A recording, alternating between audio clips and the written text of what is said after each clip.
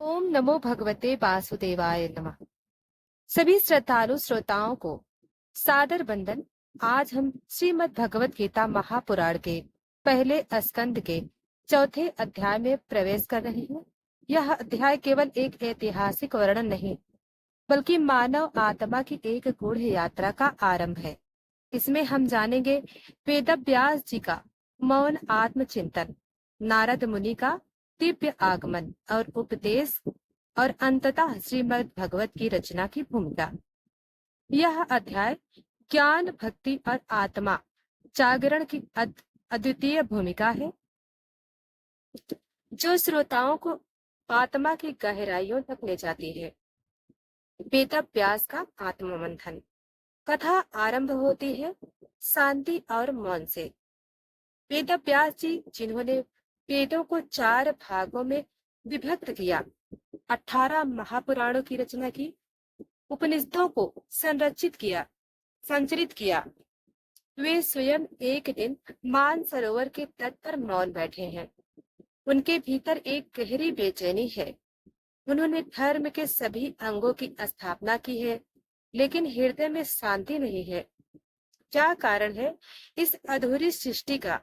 वे सोचते हैं, मैंने ज्ञान दिया, शास्त्रों की रचना की, फिर मेरे भीतर कोई रिक्तता है।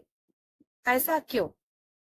यही वह क्षण है जब आत्मा स्वयं से प्रश्न करती है, और वही आत्म मंथन भागवत की जन्म भूमि बनाता है। नारद मुनि का आगमन। ठीक उसी समय नारद मुनि प्रकट होते हैं। अपने पीड़ा के मधुर स्वर के साथ वे आते हैं, न केवल मार्गदर्शन देने, बल्कि बेटा व्यास को आत्म प्रकाश दिखाने। व्यास जी प्रणाम करते हैं। बेटा व्यास, हे महर्षि, मैंने सारे वेद पुराण महाभारत की रचना की, फिर भी मन शांति को नहीं प्राप्त कर सका। ऐसा क्यों? मुनि मुस्कुराते हैं। हे व्यास, तुमने तुमने धर्म, अर्थ, काम और मोक्ष की बातें तो लिखी, परंतु परम पुरुष श्री हरि की निष्काम भक्ति की सीधा और सरल मार्ग तुमने नहीं दिखाया।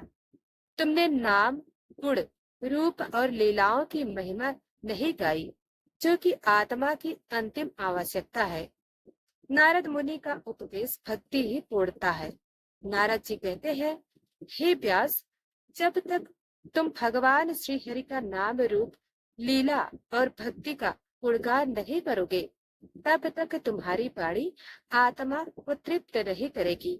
वे आगे कहते हैं, ना वै शुधा शरणाति रम्या प्रसन्नेत आत्म हृदय सदापि सोचत्य शत गृह गृहेषु शक्तम सर्व पराविद्या रंधितम थे।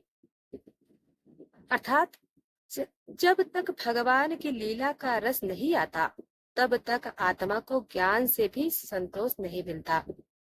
नारद जी आगे कहते हैं, हे व्यास, अब तुम भगवान श्री कृष्ण की अखंड भक्ति को आधार बनाकर एक ही ग्रंथ लिखो, जो केवल भक्तों के लिए हो, जो केवल प्रेम की भाषा बोले, जो संसार की आत्माओं को मोक्ष का मार्ग दिखाए।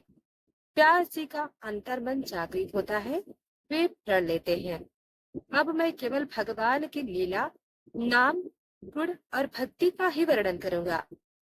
अब मैं लिखूंगा श्रीमद् भागवत गीता। केवल ग्रंथ नहीं, भगवान का साक्षात रूप। यह ग्रंथ होगा वेदों का सार, उपनिषदों का गूढ़ संदेश, ब्रह्म ज्ञान का अनुभव और भक्ति का रस। इस ग्रंथ को पढ़ने और सुनने मात्र से जीवों का हृदय से मोह और पाप हट जाते हैं। श्रृणवत्ता स्वयकथा तृष्णा पुण्य श्रवणम कीर्तना हृदयंतस्थौ ब्रह्मद्राणि वितुनोति श्रीहस्ताम। इस अध्याय से जीवन के लिए संदेश। ज्ञान अधूरा है यदि उसमें भक्ति हो। कर्म कांड से ऊपर उठकर जब आत्मा भगवान की कथा का पान करती है, तब परम शांति मिलती है। व्यास जैसे ज्ञानी को भी जब भक्ति का बोध हुआ, तभी उन्होंने पूर्ण ज्ञान का ग्रंथ रचा।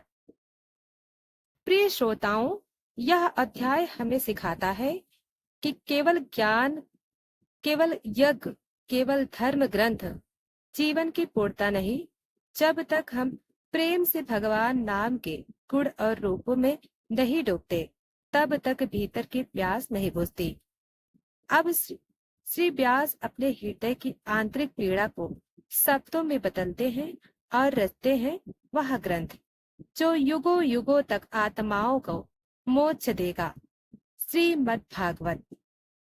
प्रिय श्रोताओं, अगले भाग में हम जानेंगे नारद मुनि की पूर्ण कथा और उनका बाल्यकाल और कैसे एक बालक ने भक्ति से परिपूर्ण जीवन जीकर स्वयं दिव्यत्व को प्राप्त किया। जय श्री कृष्ण, जय श्री हरि। प्रिय भक्तों, अगर आपको यह कथा अच्छी लगी हो तो वीडियो को लाइक और चैनल को सब्सक्राइब करें, शेयर करें, कमेंट में जय श्री कृष्णा जरूर लिखें। धन्यवाद।